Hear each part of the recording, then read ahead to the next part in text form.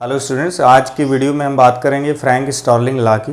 Frank Starling law cardiovascular pharmacology में use होता है और फ्रैंक स्टार्लिंग लॉ जो है, इसके नाम से लग रहा होगा कि ये काफ़ी कोई एक टिपिकल लॉ है, लेकिन बहुत ही आसान है। फ्रैंक स्टार्लिंग लॉ में कुछ भी नहीं है। एक्चुअली इसका नाम जो बेस्ड है वो दो साइंटिस्ट पर है। फ्रैंक एक साइंटिस्ट थे जिनका नाम था ओटो फ्रैंक, पूरा नाम था ओटो फ्रैंक, और इनके कोलीग थे स्टार्लिंग जो कि हेनरी स्टार्लिंग थे। इन दोनों ने कंबाइंडली एक थ्योरी दी जो कि थ्योरी फ्रैंक स्टार्लिंग लॉ के रूप में हम पढ़ते हैं। उस फ्रैंक स्टार्लिंग लॉ में एक्चुअली रिलेशन बताया गया स्ट्रोक वॉल्यूम और एंड डायस्टोलिक वॉल्यूम का। इसको हम टेक्निकली प्रीवियस वीडियोस में पढ़ चुके हैं, लेकिन थोड़ा सा यहाँ पे मैं ब्रीफ आपको कर दूं। This is left atrium and this is left ventricle. होता क्या है, जैसे जैसे लेफ्ट वेंट्रिकल कॉन्ट्रैक्ट करता है through the valve will get open and blood will shift from left atrium to the left ventricle। यहां valve किससे, इधर कौन सा valve होगा, बाइकस्पिड valve लेफ्ट साइड में, ब्लड की यहां पर फिलिंग होगी। तो इस फ्रैंक स्टार्लिंग लॉ ये बोलता है कि जितना भी amount of blood will shift from left atrium to the left ventricle, जितना अमाउंट शिफ्ट होगा, इट मींस जो यहां पे फिलिंग होगी at the end of maximum diastole, क्योंकि जैसे यहां फिलिंग होगी तो ये क्या होगा, एक्सपेंड करेगा, डायस्टोल होगा, और जब डायस्टोल एक सर्टेन पॉइंट तक पहुंच जाएगा, उससे आगे मैक्सिमम डायस्टोल नहीं हो सकता, उस समय जो वॉल्यूम होगा वहां उसको हम बोलेंगे एंड डायस्टोलिक वॉल्यूम। तो एंड डायस्टोलिक वॉल्यूम का फ्रैंक स्टार्लिंग लॉ ने स्ट्रोक वॉल्यूम से रिलेशन बताया और उन्होंने बोला कि जितना ज्यादा यहां पर एंड डायस्टोलिक वॉल्यूम होगा उतना ही ज्यादा स्ट्रोक वॉल्यूम होगा।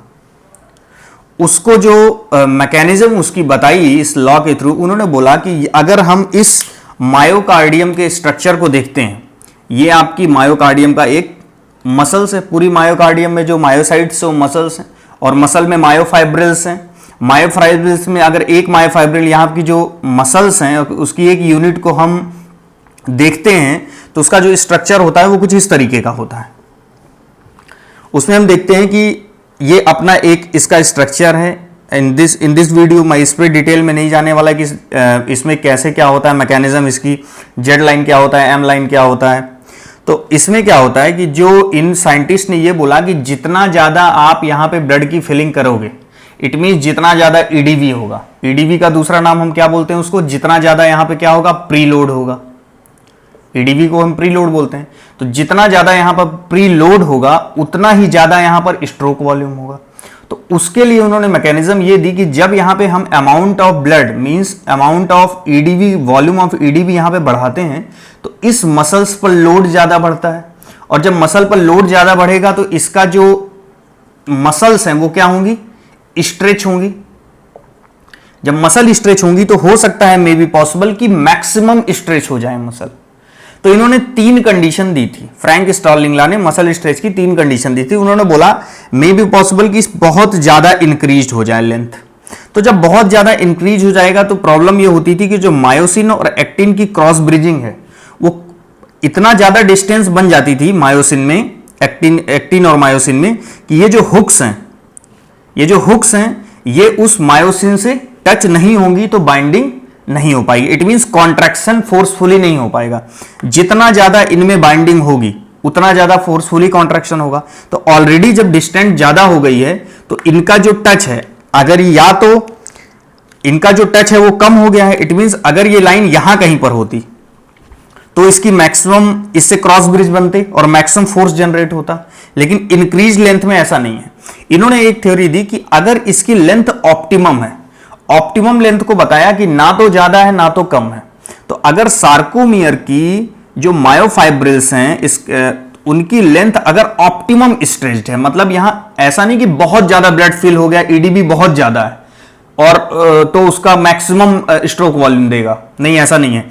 यहां पे अगर ऑप्टिमम वैल्यू है, ना ज्यादा ना कम, और उस ऑप्टिमम वैल्यू के लिए जो फाइबर की लेंथ बताई, उन्होंने बोला कि अगर अप्रोक्सीमेटली ये 2.2 माइक्रोमीटर है, मतलब इसकी जो लेंथ है वो कितनी होनी चाहिए, मैक्सिमम फोर्स के लिए 2.2 माइक्रोमीटर। तो जब इसकी 2.2 माइक्रोमीटर है, देखिए यहां पर था, इसकी लेंथ ज्यादा बढ़ गई, क्रॉस ब्रिजिंग खत्म हो गई रेड लाइन से इसकी, मायोसिन से, यहां पर इसकी ऑप्टिमम लेंथ है और यहां पे क्रॉस ब्रिजिंग सबसे मैक्सिमम हो रही।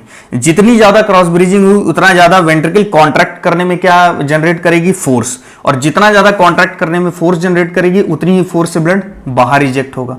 तो ऑप्टिमम लेंथ में हम देख पा रहे हैं कि यहां पे मैक्सिमम फोर्स जनरेट होगा क्योंकि क्रॉस ब्रिजिंग यहां पे मैक्सिमम है। लेकिन जब हम तीसरे केस की बात करते हैं डिक्रीज्ड, जब इसमें हम ये बोलते हैं कि सार्कोमियर की लेंथ ही डिक्रीज है, ऑलरेडी कम है, तो हम यहां पे जब यहां पे वॉल्यूम फिल कर रहे हैं तो लेंथ की हम किसकी बात कर रहे हैं, बढ़ने की, लेंथ के बढ़ने की बात कर रहे हैं। फिर हम बात कर रहे हैं कि ऑप्टिमम अगर इंक्रीज हो गया तो फिर से कॉन्ट्रैक्ट वो मैक्सिमम करेगा। लेकिन जब हम चूंकि देखते हैं कि अगर पहले से ही ये क्या है, डिक्रीज्ड है, तो अगर पहले से डिक्रीज्ड है, अगर ये पहले से इस लेंथ का फाइबर है और इसकी जब कॉन्ट्रैक्शन हुआ तो इसका ये लेंथ हो गई, तो अब इसमें हम कॉन्ट्रैक्शन की बात नहीं कर सकते हैं क्योंकि ये ऑलरेडी इस स्टेज से इस स्टेज में आ चुका है। तो सेम वही केस है कि यहां पे लेंथ ऑलरेडी डिक्रीज्ड है, तो अब हम इसमें कॉन्ट्रैक्शन की बात करेंगे ही नहीं, तो ये तो ऑटोमेटिकली हमारा केस हट गया।